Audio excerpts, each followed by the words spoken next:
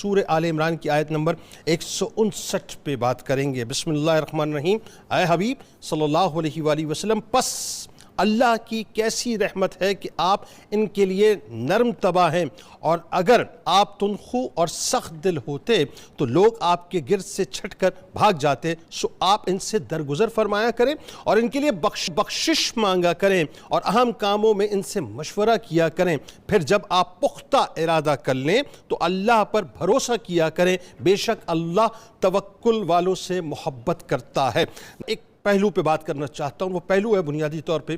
مسلم leadership کے حوالے سے۔ رسول اللہ صلی اللہ علیہ وآلہ وسلم نے مسلم لیڈرشپ کو ناظرین 6 بنیادی نکات بتلا دیے، یعنی 6 بنیادی اصول بتلا دیے، اور میں دعوے سے بات عرض کر رہا ہوں کہ مسلم لیڈرشپ میں اگر یہ 6 بنیادی نکات شامل ہو جائیں، یہ انگریڈینٹس اگر شامل ہو جائیں تو یقین مانیے انہیں پھر کوئی ناکام کر نہیں سکتا۔ پہلی بات سرکار مدینہ صلی اللہ علیہ وآلہ وسلم نے بتلا دیا کہ مسلم لیڈرشپ کو سچا ہونا چاہیے۔ اور دیکھیے سرکار علیہ السلام کو عرب کا معاشرہ، یعنی جس وقت آپ نے اعلان نبوت فرمایا تو نہ مانے لیکن یہ ضرور کہتے تھے کہ آپ سچے ہیں۔ دوسری بات، مسلم لیڈرشپ میں امانت داری ہونی چاہیے۔ سرکار علیہ السلام نے اپنی ذات اقدس سے پروف کر کے دکھایا کہ جب آپ ہجرت مدینہ پاک کر رہے تھے اور وہ جان کے در پہ تھے تو جو جان کے در پہ تھے ان کی امانتیں اس کے باوجود بھی آپ کے پاس موجود تھی، یعنی آپ سے بڑھ کر وہ امانت دار کسی کو نہیں مانتے تھے۔ تیسری بنیادی بات مسلم لیڈرشپ میں ہونی چاہیے کہ وہ نرم خو، نرمی سے بات کریں، اور سرکار علیہ السلام کی ذات اقدس کو آپ دیکھیے صاحب کہ دوست تو دوست، آپ دشمنوں سے بھی انتہائی نرمی سے بات کرتے تھے کہ وہ یہودی جو آپ سے قرضہ مانگتا تھا اس نے بے انتہا آپ کی شان میں بے ادبی کی، یہاں تک کہ آپ کو روک لیا، لیکن آپ نے اس قدر حلم سے کام لیا اور آپ نے نرم خوئی تھی کہ جس کی وجہ سے وہ داخل اسلام ہو گیا۔ اور حضرت انس رضی اللہ تعالیٰ عنہ کو میں کیسے یہاں پر کوٹ نہ کروں کہ 10 برس سرکار علیہ السلام کی خدمت میں آپ رہے، لیکن فرماتے ہیں کہ نہ کبھی سرکار علیہ السلام نے مجھ سے یہ پوچھا کہ آپ نے یہ کام کیوں کیا، یا یہ فرمایا کہ یہ کام کیوں نہیں کیا۔ یہ نرم خوئی ناظرین کہ ہر ایک آپ پر فریفتہ ہوتا تھا اور اپنی جان آپ پر نچھاور کرنے کو تیار ہوا کرتا تھا۔ چوتھی بنیادی بات جو مسلم لیڈرشپ میں ہونی چاہیے وہ معاف کرنے کا جو ایک خاص وصف ہے وہ ہونا چاہیے۔ دوست تو دوست، سرکار مدینہ صلی اللہ علیہ وآلہ وسلم نے دشمنوں تک کو معاف کر دیا۔ اٹھا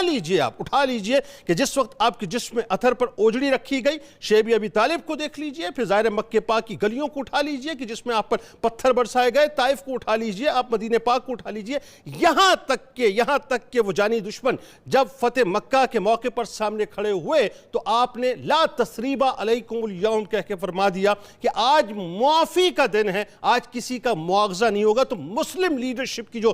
بیسٹ کوالٹیز میں سے ایک کوالٹی ہے ناظرین، وہ معاف کرنے کا عمل ہوتا ہے تاکہ تمام لوگ آپ کے قریب آئیں۔ پانچویں بنیادی بات، مسلم لیڈرشپ میں مشاورت کا عمل ہونا چاہیے۔ دیکھیے سرکار علیہ السلام کو کسی کی مشاورت کی ضرورت نہ تھی، اللہ کو کسی مشاورت کی ضرورت نہیں ہے، لیکن ذرا سوچئے دار ارکم کو اٹھا لیجئے، یعنی وہ جو 2 صفوں کا بننا اور بن کے نکلنا اور اس کے بعد اسلام کا باقاعدہ اعلان کرنا، اور اس کے بعد جب آپ ہجرت کے عمل کی طرف آتے ہیں تو حضرت عباس علیہ السلام سے پہلے مشاورت کرنا کیونکہ انویٹیشن انصاریوں کا تھا، اور عین ہجرت کے وقت سیدنا صدیق اکبر رضی اللہ تعالیٰ عنہ سے مشاورت کرنا۔ اس کے بعد آپ بدر کے مقام پہ آ جائیے کہ بدر کے موقع پہ صحابہ کرام رضوان اللہ تعالیٰ علیہم اجمعین سے مشاورت کرنا، بدر کے قیدیوں یعنی جو کفار تھے ان کے لیے مشاورت کرنا کہ ان کے ساتھ کیا جائے۔ احد کے معاملے پہ آپ دیکھیے کہ مدینہ پاک میں رہ کے جنگ کی جائے، مدینہ پاک سے باہر نکل کر جنگ کی جائے، خندق کے موقع پہ کہ کس طرح سے جو ہے وہ سیکیورٹی قائم کی جائے مدینہ پاک کے لیے۔ غرض آپ بات کو آگے بڑھاتے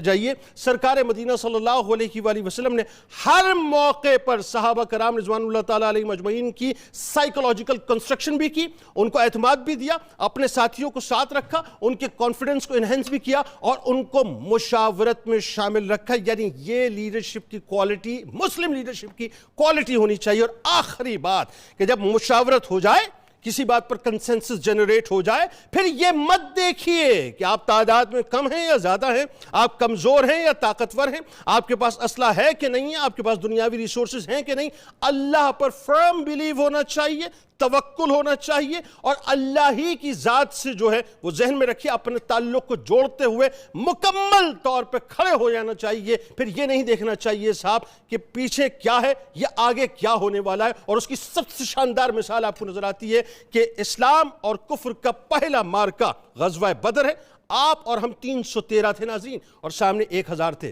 لیکن سرکار مدینہ صلی اللہ علیہ وآلہ وسلم نے اللہ پر توکل کیا، اور ایسا توکل کیا کہ اللہ تعالیٰ نے پھر فرشتوں کے ذریعے سے نصرت اتاری۔ تو 6 بنیادی کوالٹیز مسلم لیڈرشپ میں اگر آ جائیں تو پھر ان کو ناظرین کوئی بھی زیر نہیں کر سکتا۔ پہلی بات سچائی، دوسری بات امانت داری، تیسری بات نرم خوئی، چوتھی بات معاف کرنے کا عمل، پانچویں بات مشاورت کا عمل، اور چھٹی اور بنیادی بات اللہ ہی پر توکل کرنا۔